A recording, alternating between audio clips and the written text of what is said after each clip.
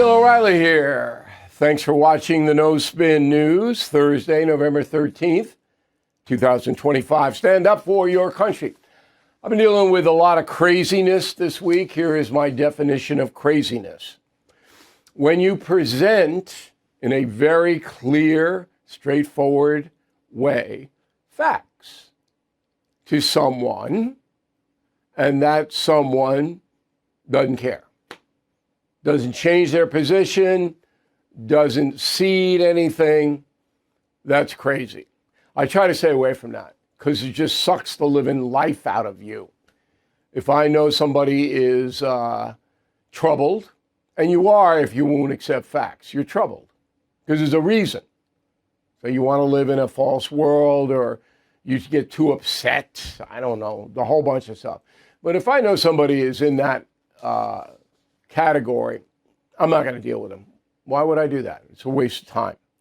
Now, I'm going to give you a few vivid examples of craziness tonight, and I hope it will help your life. And one of those examples is the government shutdown. That is the subject of this evening's Talking Points Memo. After 43 days, the House voted last night 222 to 209 to open up the government. 6 Democrats crossed over Swazi, New York, Perez, Washington, Cuellar, Texas, Davis, North Carolina, Golden, Maine, Gray, California. 2 Republicans defected, Massey of Kentucky, and Stubbe of Florida, Gregory Stubbe.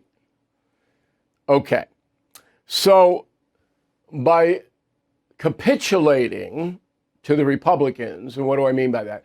Well, Democrats' whole thing was, we're not going to open the government until you allow the COVID level spending for Obamacare. And the Republicans said, no, by law, that spending has to come back down because it's crazy anyway, and we have a $38 trillion debt. So you're not going to blackmail us into closing the government to get subsidies you're not entitled to.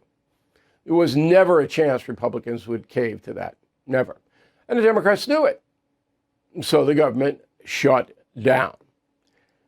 Here's what I said on News Nation last night. So on the record, I don't care about the complaint. Who cares what they say? On the record is we, the Democratic Party, shut down the United States government for 43 days and got bupkis. That's pretty embarrassing, I think, right? Isn't that embarrassing? Well, I would. Well, let me. Yeah, can I ahead, answer? Please. Yes, Bill. It's embarrassing if you're looking at it from the macro. If you're somebody that's just paying attention to the final result. But what other result is there? So both of my colleagues, Cuomo and Stephen A., were saying, well, now the country's more aware of spending on health care. Okay, millions of people have to suffer for that? Come on. I mean, any government policy that hurts the people has to be re-examined. Okay. Now, the Democrats may have won a small victory last week in the gubernatorial race in New Jersey. It was never in play in the Commonwealth of Virginia. Republicans ran a bad candidate, and it was never even close. But New Jersey was kind of close, according to polls. And then Mandani wasn't close either in New York City. But the Democrats are saying, well, people were angry, and that's true. Absolutely true. People are angry about high prices, and they were angry about the government shutdown. And when Americans get angry, non-ideological Americans, who's not involved in party politics, they vote against the incumbency. John Adams, started with John Adams. People were teed off about Adams, and they elected Jefferson. Because Adams was a little arrogant and haughty and did some stuff that people go, wait a minute, hold it. It's always that way. So the Democrats might have won that, but again, overall, they were embarrassing. It was absolutely embarrassing. So you've got a situation where the press, the corrupt media, supports the Democrats about 80%. Even they couldn't make this a victory for the Dems. They tried. They couldn't do it. And that's a memo. So to cover that defeat, the Epstein situation arises on the same day. Okay, everybody knows what that is. So let's deflect over to Epstein. Since President Trump was inaugurated in January, the Democratic Party has tried to smear him with Epstein, try to tie Mr. Trump to crimes that Jeffrey Epstein committed. They do it every day, all day. That's what they want to do. There is no evidence that that happened. None. Okay. So Democrats on the House Committee on Oversight leak some emails out to the press, and the press goes nuts. I looked at the emails, nothing there. There's just nothing there. And even worse, there is innuendo that could get people hurt. That was always from the very beginning. That President Trump asked me on St. Patrick's Day at the Oval Office, would you release the files? And I said, yeah, if they're verified. But if they're not verified, if it's rumor or you haven't, Justice Department hasn't nailed it down. Remember, 2 Justice Departments, Merrick Garland and Trump 1, William Barr. Those things have been investigated like crazy. Okay? So I said, if there's evidence that somebody was hanging with Epstein, you got to put it up. But if it's just a rumor, no. People get hurt. Okay, so they throw this stuff out. And again, on News Nation, here's what I said. Go. If you are asking for unverified information about a heinous crime and criminal to be given to the public, unverified now. Remember, the Justice Department under 2 administrations had this information, not verified it. If that's what you want, then you need to read my book, Killing the Witches, because that's the kind of country that's not what they want. We'll have. No, that is what they want. They want, they being the Trump haters, all of everything the Justice Department has on Jeffrey Epstein. And Cuomo, to his credit, at the end of the segment said, I want everything. Well, I said, well, what if people get hurt? Innocent people. No, we had to know. How do you know? You can't know. You can't investigate it. I'm right on this. But the bigger picture is that due process is really under fire in this country. Okay. Now, whether you care or not, there is exculpatory evidence in Donald Trump's favor. And it's very powerful evidence. The 3 principals involved with Epstein, who committed suicide, as you know, were Ghislaine Maxwell, Virginia Giuffre, who was molested, and Alan Dershowitz, who was Epstein's lawyer. They are the 3 principal witnesses to what Epstein did. Okay. All 3 said Trump wasn't involved with anything untoward. All 3. Now, that's enough reasonable doubt. That will never get to court in any way, shape, or form. They'll get thrown out in 10 seconds when you have 3 people on the record who had access to Epstein, all saying Trump didn't do anything. All right.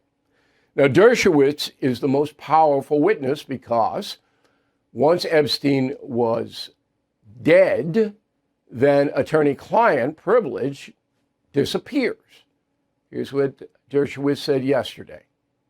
I was Epstein's lawyer. I was trying to make him the best possible deal I could make. That's my job. That's what I'm supposed to do. And among the questions I asked him, as any lawyer would, is, can you name people who may have had improper sexual relationships with anybody? And if we can turn those people over to the government, we can maybe get you a better deal. And then I went through a variety of names, including Donald Trump. And Jeffrey Epstein said no, Trump didn't do anything wrong. Go ahead. So what more do you need? Doesn't matter. The press ran wild last night. Okay? ABC World News Tonight spent 4 minutes, 23 seconds on the story. NBC Nightly News, 4 minutes, 34 seconds. CBS Evening News, 2 minutes, 7 seconds. Cable, these are estimates on cable because you have a 3-hour prime window, prime time. CNN, 1 hour and 10 minutes out of the 3. MSNBC, a whopping 2 hours, 9 minutes. Fox News spent 5 minutes on it. Okay. So this is just crazy. But it gets worse. So there's a congresswoman from New Mexico named Melanie Stansbury. Roll it. Secondly, whether or not Virginia Giuffre has accused the president of wrongdoing, what I'd like to say to the American people is believe your eyes. We have all seen the photographs of Donald Trump with underage girls sitting on his lap. There are no photographs of Donald Trump with girls on his lap. So either Congressman Stansbury is lying or she got faked out by some AI thing or whatever. There are no photographs. Now, the House Ethics Committee should absolutely drag her in and say, what the deuce are you doing?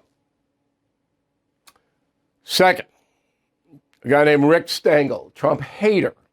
Okay, who used to be a journalist, then he was a Democrat, whatever. Roll him.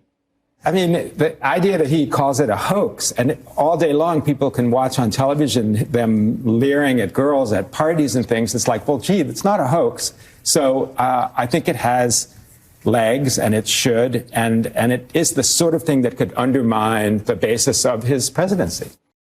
Again, it's not true. There's no evidence of the president leering at anybody.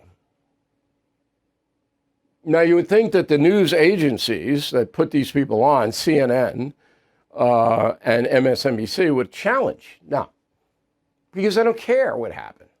They want to get Trump. Finally, there was a very disturbing X file from Eric Swalwell. You remember that name? He probably the worst Trump hater in the country, represents California. He says, quote, the government was shut down for 40 plus days to protect Donald Trump. People weren't paid. Credit was destroyed. Tenants were evicted. All because pedo protector Mike Johnson sought to shield Donald Trump. But it's coming out now. Pray for these women Trump-Epstein terrorized.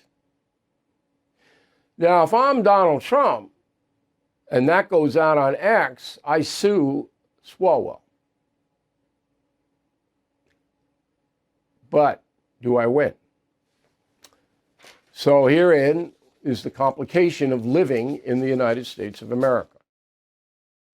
When you're buried in credit card and loan debt, it's easy to put it off and say, I'll deal with it later. But here's the thing. Done with debt has a little known strategy that can dramatically reduce or even erase what you owe.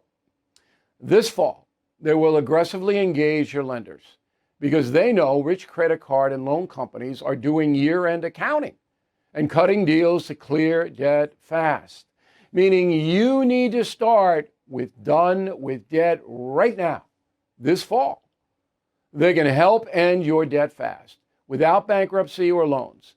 In fact, most clients have more money in their pocket the first month. So get started while you still have time. Go to donewithdebt.com. Talk with one of their specialists for free. Visit donewithdebt.com, donewithdebt.com. Joining us now, Rebecca Rose Woodland. She is a New York attorney, very well thought of, been on this program before. So I come to you, counselor, and I say, Swalwell just said I terrorized underage women. I got a lawsuit? Of course you do.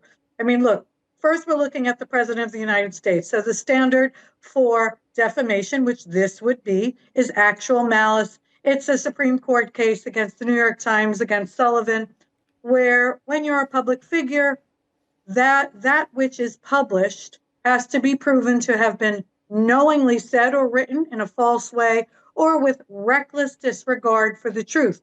Both apply here. There's nothing in any of these emails that indicate President Trump terrorized one, two, any women. Nothing at all. All right, these well, let me emails stop aren't you even- there. Reckless Sure. disregard for the truth would probably have to be the standard, because Swalwell would say, oh, I heard, or I didn't, I wasn't out. You could prove Swalwell hates Trump. That's easy. He's been hating Trump for 10 years. But reckless disregard for the truth. Let's go back to the New Mexico congresswoman who says there's a picture. There isn't a picture. Is No, that where's the picture? reckless disregard for the truth? Well, the defense to defamation is absolute truth. So the Mexican congresswoman, the congresswoman from New Mexico would have to show these photos. And what do the photos suggest? If there's a photo of his grandchild sitting on his lap, what's wrong with that? So we're talking about now a situation where she's implying these were sexual photos of underage women. So she would have to show sexually explicit photos of underage women on Donald Trump's lap. This But is she ridiculous. She can't show that. Of course not, because if that was happening, we would have seen that already. Right, but she in the can last how many say, years? here's what you can say. Oh, I saw it on the social media and it was probably AI, but I didn't know. Well, no, you have to say something like this against a sitting president or anyone in the public realm. You have to have belief that it is true. If you're just relying on something in social media, that is not enough. That is not enough. This has to be, credentialed information that you sourced, that you know for sure is real. Like I said, an underage woman sitting on Donald Trump's lap, it could be his grandchild. Now, But she so is you're saying that implying- the burden of the case falls on the accuser, but that hasn't been the standard in America. If you're a famous person in the public eye, you don't have those protections. Well, you have the protection of this New York Times versus Sullivan case, that if there is actual malice, and if Donald Trump can prove, which he may be able to, that the congresswoman has malice towards him, intentionally stated things in such a way that would create misconceptions. That is intentional disregard for the truth. Okay. You cannot spin the I know what truth the to make defense it would be. sound bad. So how about CNN and MSNBC that puts these people on? They know, the networks know what they're going to say because that's always done there. It's called a POV, point of view. They know they're going to come on and rip Trump up. Can you drag them into court in the same case? Sure, for actual statements, not just overall. They have the right, we have a First Amendment right to have beliefs about the president that don't align with the president. But on specific statements that are knowingly stated incorrectly, false statements, or with But they didn't reckless make them. The disregard, guest made them. well, then the guest can be brought into court. Okay, Where but we've is- what are established you- that, Counselor. My question yeah. is, can you then drag CNN in a separate lawsuit or MSNBC, sue them as well as the perpetrators of what was said, like on X? That's where Swalwell put this garbage. Can you drag X in? Well, we can't drag X in because X did not make the statement. They just allow for a forum of interaction the same way they allow other views. If there was evidence, though, that MSNBC or CNN knowingly contributed to these statements, that the host or network brass were encouraging statements like that, if there are emails, that would be a hard between lift. people. You're not going to get that. Right. So they, I under don't the think First so. No. Amendment, the CNN and MSNBC would be protected because it wasn't their personnel saying it. Do I have it right? Yes, I mean, but we did see with, ABC and the situation that happened where one of their hosts stated that President Trump was a rapist. Yeah, they just paid $16 Stephanopoulos, million. right. But That's he just worked right, for George ABC. And these He people did, don't but- work they're just guests. So it was a difference there. Exactly. Right. There's All a right, Counselor, I difference. think I have it. If it were me, I would absolutely bring a lawsuit in this case. Outrageous. Imagine getting your medication from a pharmacy that actually makes your life easier. No more tracking down a doctor or waiting in line. All Family Pharmacy handles it all for you.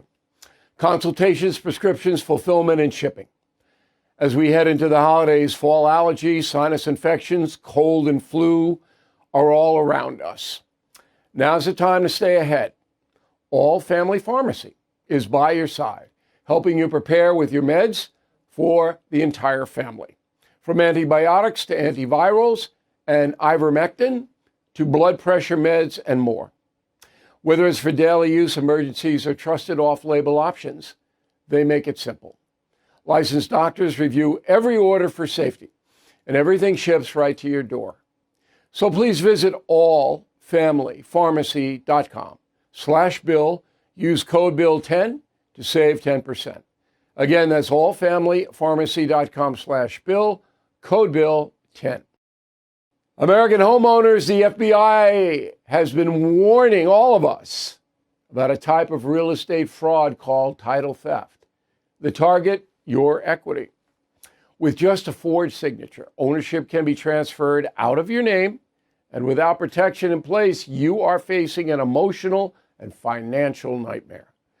That's why I partner up with Home Title Lock.